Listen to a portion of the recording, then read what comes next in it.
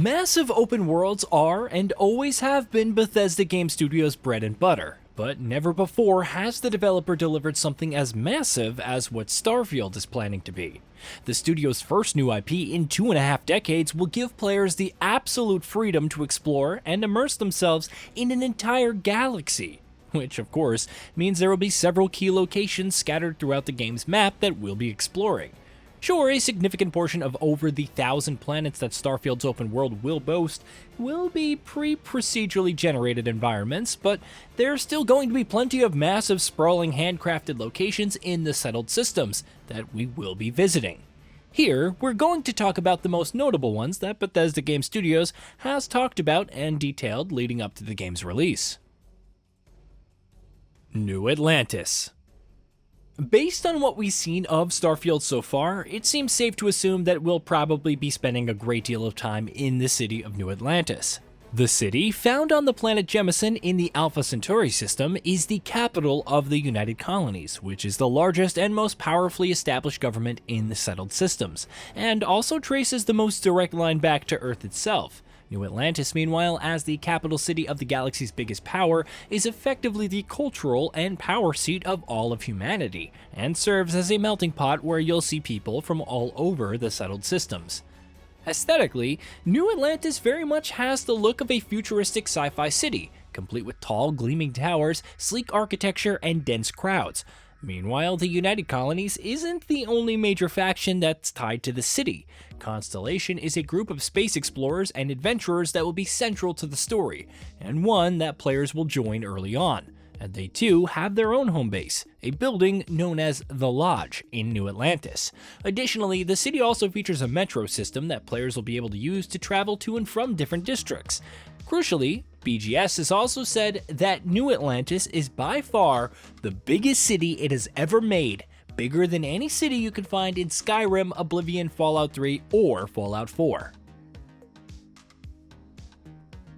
Aquila City.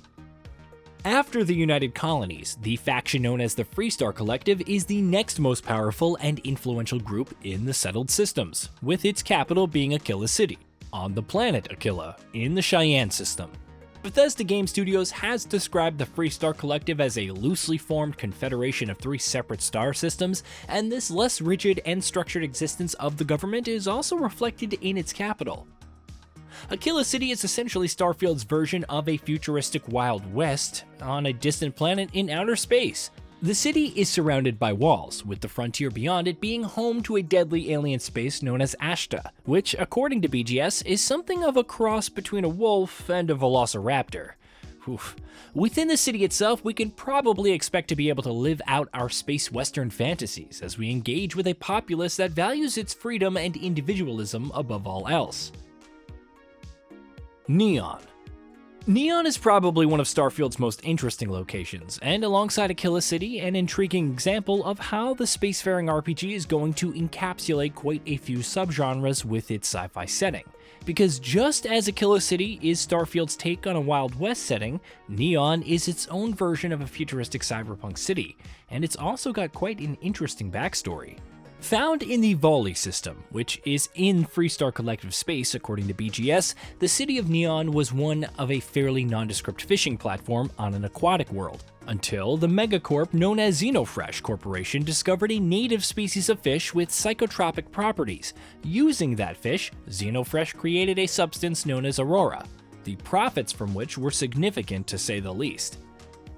By the time players will be visiting Neon in Starfield, the city is completely transformed, driven primarily by the sale of Aurora, which is illegal everywhere in the settled systems except Neon.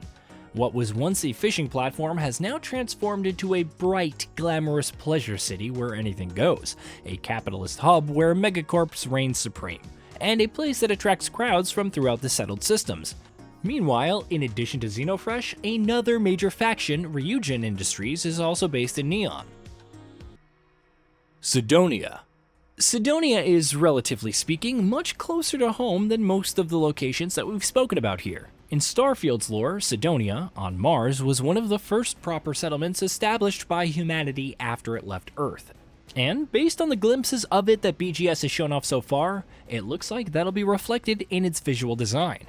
In contrast to the ritzy lights of Neon or the gleaming skyscrapers of New Atlantis or even the dusty frontier of Achilles City, Cydonia is much more focused on function over form. The city is supposedly entirely underground, and above all else, functions as a mining facility. It is, in fact, the largest mining facility in the United Colonies. BGS has said that players will be visiting Cydonia in the earlier parts of Starfield's main story, and will be encountering plenty of characters and questlines, but whether or not that means we can expect it to be as sprawling as the likes of New Atlantis and Neon remains to be seen. The Key. In addition to its 4 main cities, another key location that Starfield will have players visiting is the Key. So far, Bethesda has said very little about it, beyond confirming that it's a sprawling space station in the Kryx system, and serves as the headquarters and base of operations for the Crimson Fleet, one of Starfield's major factions and organized group of space pirates. A few vague details can be gleaned from what little we've seen of the Key in footage so far, like the fact that it's an orbiting planet, or that, based on the worn-down decorations in some of its interior shots, it was once a United Colonies facility. Was it abandoned before the space pirates moved in? Did the Crimson Fleet perhaps take it by force? Also, will it be as elaborate and large as the actual planet-side cities in the game? All of these questions remain yet unanswered. And more. To say that the locations we've discussed here so far are likely going to only scratch the surface of Starfield's open-world settings seems like an understatement based on what we know of the game so far.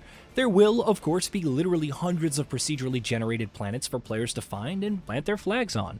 Though it's probably safe to assume that there will be plenty of named, handcrafted, story-related locations that we don't yet know of as well. A few have been passingly mentioned and spotted in Starfield's gameplay footage thus far, like the Red Mile, which looks like some sort of facility, or the UC Vigilance, the UC's massive and intimidating flagship, or the Eye, a star station owned by Constellation. Exactly how large these locations will be, or what role they'll play in the story, remains to be seen.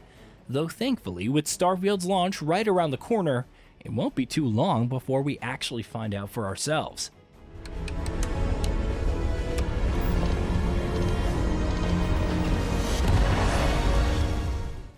Hey, did you know that we at Gaming Bolt upload new videos every day? Stick around, drop a like, subscribe, and hit that bell, and let us know what kind of content you'd like to see in the future with a comment below.